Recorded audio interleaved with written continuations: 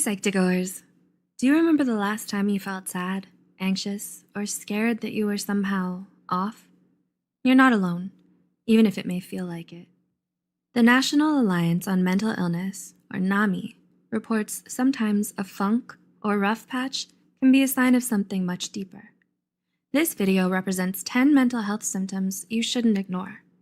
Before we begin, we need to warn you that this video may be triggering for some.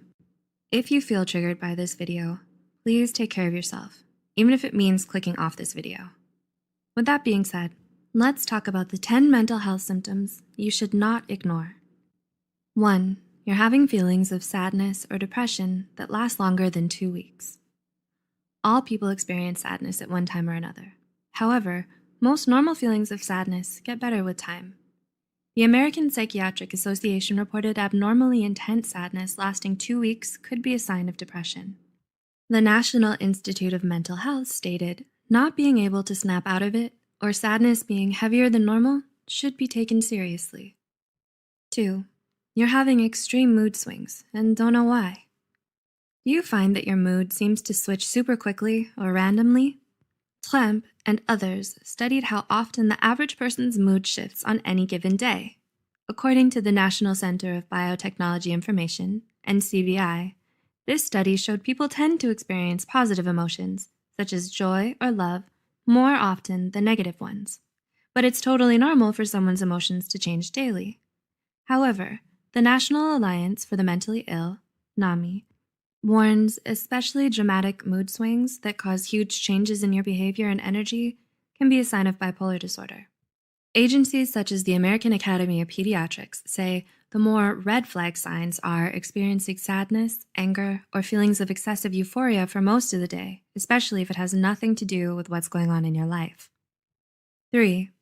Your worry and anxiety have gotten out of control. Have you ever found yourself worrying but can't shut it off? According to the National Institute for Mental Health, it may be a sign of an anxiety disorder.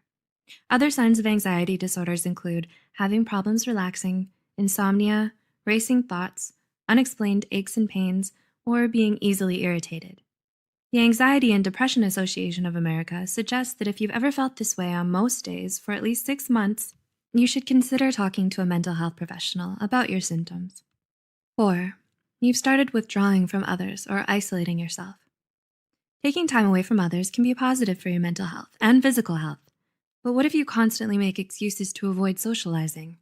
Mental health pros, such as Raymond Starr Jr. and Howard Dubowitz, say avoiding people or events you used to enjoy can be a sign of mental illness, such as depression, anxiety, or a psychotic disorder. 5. You may have noticed you're having delusions or hallucinations. Kumari and others describe the two aspects of psychosis, hallucinations and delusions, as a sense of perception or belief that creates a lot of urgency in the person experiencing it, despite evidence the perception or belief isn't real. The National Alliance on Mental Illness reports up to 100,000 people in the US will experience psychosis every year. NAMI further stated 3 out of every 100 people will have a psychotic episode as a symptom of a physical or a mental illness, such as schizophrenia or schizoaffective disorder, in their lifetimes. 6. You're having more and more difficulty dealing with normal life situations. Have you ever gone through a time in your life when nothing seemed to go right and you just couldn't deal? The Australian Department of Health stated a rough patch that you just can't get past, one that hurts your ability to function for more than 2 weeks to 2 months, may be a sign of depression or anxiety. A major sign that what you're experiencing is more than just a rough patch is when you have a hard time functioning in normal situations for several weeks, according to Mental Health America. 7. You're sleeping too much or too little. The Harvard University School of Medicine believes that 10 to 18% of the general population has problems sleeping. However, Harvard's med school stated either sleeping too much or too little is 2 or 3 times more common in people who suffer from a mental illness. The Harvard Med School stated about 50% of people who live with ADHD, depression, anxiety, or bipolar disorder suffer from insomnia or hypersomnia, which means sleeping too much. 8. You started abusing drugs or alcohol. According to mentalhealth.gov, 1 in 4, or 25% of people who live with the symptoms of a mental illness use alcohol or drugs to self-medicate things like anger, anxiety, or mania. Experts believe individuals who suffer from depression, anxiety disorders, personality disorders, or schizophrenia are more likely to use drugs and alcohol as a coping mechanism than people diagnosed with other mental illnesses. 9.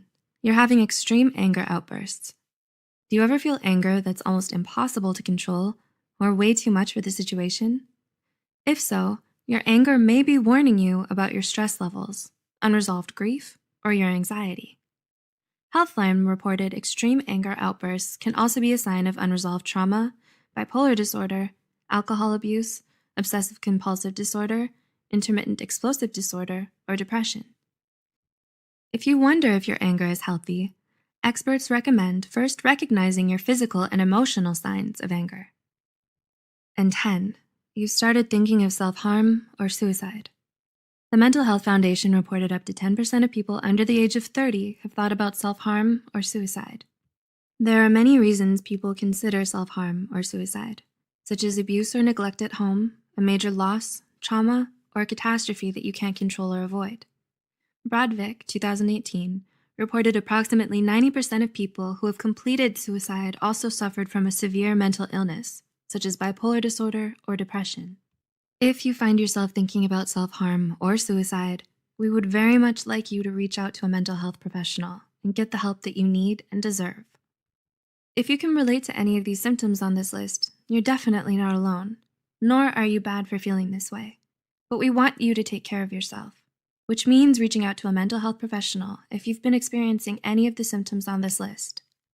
As always, any information provided here is for educational purposes only. If you need mental health counseling or treatment, please contact your insurance company, local college's student counseling clinic, or your county crisis line. Keep watching the Psych2Go channel for more information on mental illness and mental health, and remember, help is out there. We'll see you in the next video.